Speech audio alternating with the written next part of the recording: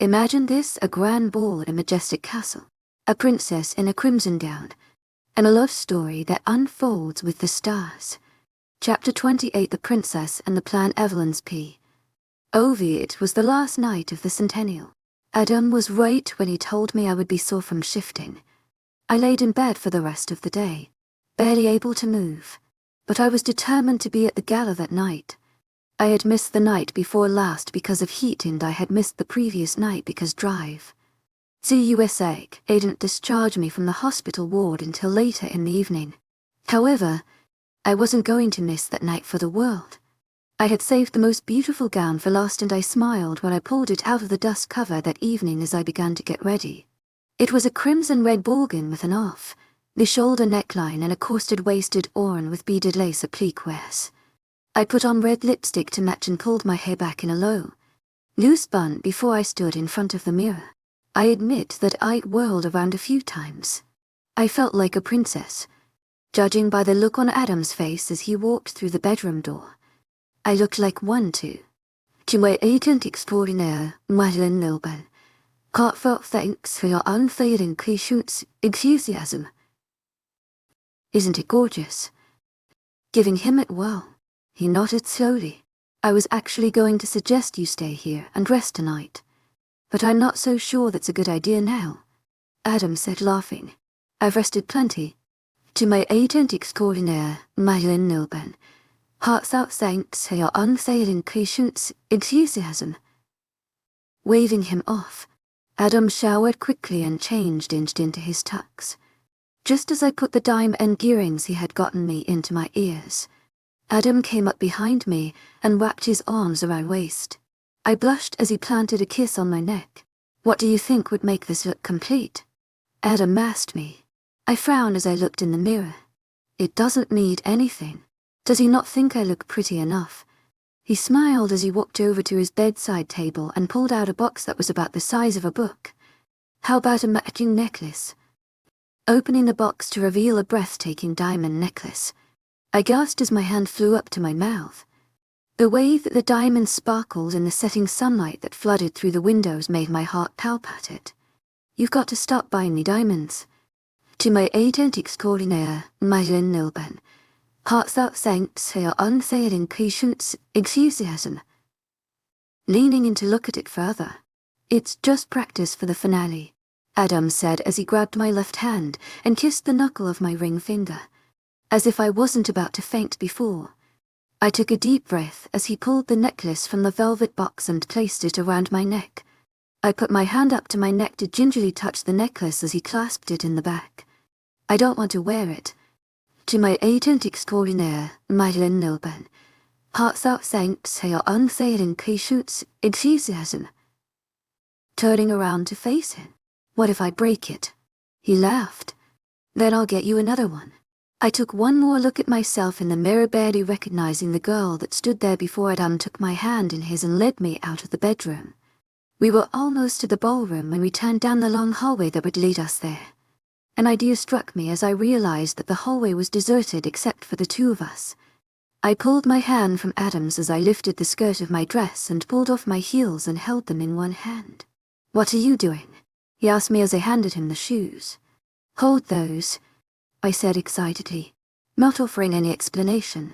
I wished I had a picture of his face as I took off running down the hallway. I was nearly out of breath as I reached the entrance to the ballroom and waited for Adam to make his way down the hallway behind me. What the bloody hell was that all about? Adam asked me as he approached. He handed me my heels and offered his arm to steady me as I put them back on. I've wanted to run down a castle hallway in a huge, beautiful dress since I was 5 and I saw Cinderella for the first time, I explained. He gave me a bewildered look, but I saw the hint of amusement and admiration in his eyes as he did. Well, I'm glad I'm making dreams come true. Laughing, more than just the one, I added, wrapping my arm around his. Adam gave me a wink as we walked into the ballroom. Immediately, heads turned. I held my head high, taking advantage of my new-found confidence. As Adam and I walked inside and he began to talk with a few people, I saw 𝐊𝐢𝐳𝐷𝐿 You and Tyler all standing together as I looked around and I let go of Adam's arm and began to walk over to them. "Holy shit," Tyler said, as he saw me approaching. Liu turned to look at me and her jaw dropped. "Yes, Queen. Work," Vega shouted, clapping her hands. I put my hand over my mouth, trying not to laugh. I knew my blush was probably as red as my dress. "Is that real?" Tyler asked, leaning in to look at my necklace. "Whoa," Liu gasped, noticing it as well. "That is definitely a step up from senior year prom," Vega said, gesturing to the dress. I cringed at the thought of the cheap blue and dress I wore to prom. Anything would be a step up from senior year prom. "To my 𝐻𝐻𝐸𝐬 𝐊𝐢𝐳𝐵, heartfelt thanks to your unfailing patience, enthusiasm." Grimacing. "Seriously though, you look hot as hell," Tyler said, taking a sip of his champagne. Immediately, Liu and Vega shot him a glare. I turned around to see if Adam heard him, but Adam was still talking to someone with his back turned to me. I turned back around and saw you punch him in the arm. "Do you have a death wish?" Vega asked him incredulously. He cringed. "No. He would have literally ended your life." But you said, pointing at Adam. "No, he wouldn't have," I said, laughing.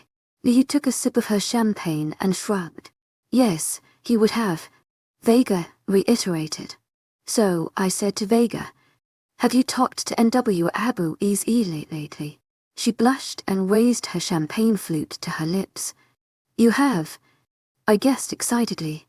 Vega took a sip of champagne and smiled. "We've talked a few times." Laughing, and she shrugged. "Is sweet." "That's it?" You asked. "To my 𝐻𝐻𝐸𝐬 𝐊𝐢𝐳𝐵, heartfelt thanks to your unfailing patience, enthusiasm." "He's sweet," Vega groaned. "He's nice. To my 𝐻𝐻𝐸𝐬 𝐊𝐢𝐳𝐵, heartfelt thanks to your unfailing patience, enthusiasm." "I just don't see it working out. You've only talked to him a few times," I reminded her. "Give him a chance." "Why don't you go ask him to dance?" We all turned to see 𝐿𝐻𝐸𝐬𝐃𝐝 talking to a few people from his own pack. "You should go," you said, prompting her. Vega looked at her. "If I go ask him to dance, you have to go ask Jace," she bargained. My eyes widened. "What?" You asked her, nearly choking over her champagne. Vega nodded. "I see the way you look at him. I'll dance with 𝐿𝐻𝐸𝐬𝐃𝐝 if you ask Jace to dance." I swear I heard crickets chirp off in the distance. Even Tyler coughed awkwardly.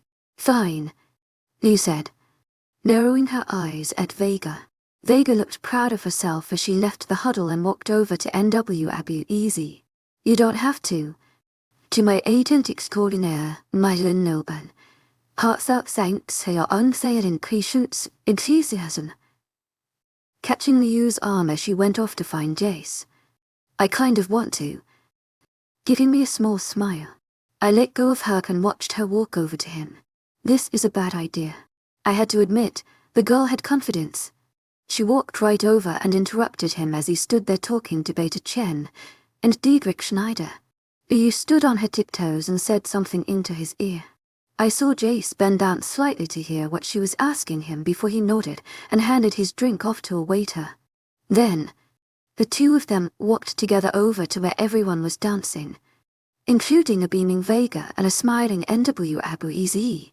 "Shall we?" I looked over and laughed as I saw Tyler holding out his hand. Nodding, I took his hand and he led me out to dance. It took us a few minutes to adjust, seeing as I had only danced with men that were much taller than me up until that point, and Tyler was only as tall as I was. I heard someone clear their throat and we stopped dancing to see Adam standing there. "My turn," he said to Tyler. Tyler didn't dare protest as he handed me off to Adam. I smiled up at Adam as he slid his arm around my waist and I placed my hand on his shoulder. "Your timing is impeccable," I whispered. I was on track to step on his toes for the 1000th time. Adam laughed at this. "First he calls you hot as hell, And then he asks you to dance. The kid has nerve, Adam said. My eyes widened. You heard that? I asked him. He nodded. I hear lots of things. Like what? He was silent for a few moments, only staring into my eyes as we continued to dance. I hear Barrett Schneider slipping silverware into his pockets. I hear Ralph Chance speaking to his son in Mandarin, telling him they're leaving right after their meetings tomorrow. I hear Ren W. Abu 𝐻𝐸 asking Vega what she likes to do in her free time, and I hear Jace asking you to stay the night. My eyes widened as I looked over to the pair as they danced and saw you nod. I don't get it. To my 𝐿𝐻𝐸𝐬𝐷𝐞𝐝 𝐊𝐢𝐺𝐻𝐃𝐿, heartfelt thanks to your 𝐊𝐢𝐺𝐃𝐞𝐫𝐬 𝐂𝐿𝐢𝐺𝐃𝐿. Stomping my heel, I narrowly missing Adam's foot by a few inches. Why does she keep running back to him? He treats her like dirt.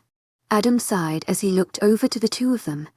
Jace doesn't know how to treat a woman, Adam said. It's one of the reasons I don't trust him. But they're mates. They'll continue to try and work things out, no matter how skewed it may be, because they love each other. You think he loves her? I asked him. Yes, I shook my head. I just don't understand how you can love someone and treat them so poorly. I would never let you treat me like he treats her. Adam's face grew very serious. You would never let me treat you like that. But you let your father. I gulped. Everyone looks for affirmation, Adam said. Often we try to find it in the people we think love us.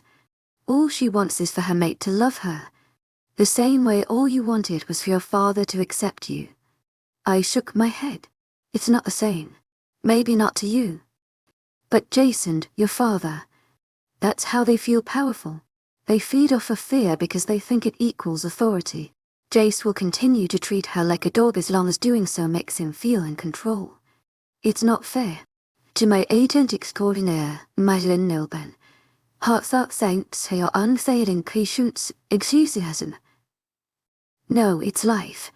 When Adam and I returned to the room that night, I didn't bother changing out of the dress before I collapsed on the bed. He laid down next to me in his tux on my side. You're not what I expected, I said suddenly. What do you mean? I propped myself up on my elbow and I turned to look at him. Before I met you, I thought alphas were old, white-haired men who couldn't let the glory days die. Adam laughed. Well, I don't have white hair yet. I'm serious. To my 𝐿𝐻𝐸𝐺𝐃𝐿 𝐊𝐢𝐺𝐃𝐝, heartfelt thanks to your 𝐊𝐢𝐺𝐃𝐿. I didn't even think the alpha beta pack mentality even existed anymore. How do you make it look so effortless? You never seem stressed and you never complain about the fact that you're literally in charge of 3 continents full of people. Adam smiled. I signed up for it. He explained. There's no sense in complaining about something you signed up for. How can you be so selfless? I asked him.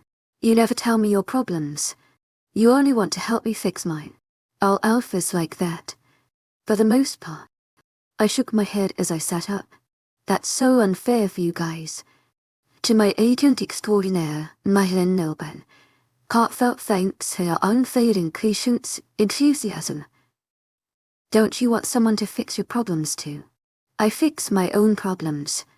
I rolled my eyes and made him sit up to look at me. Tell me your problems.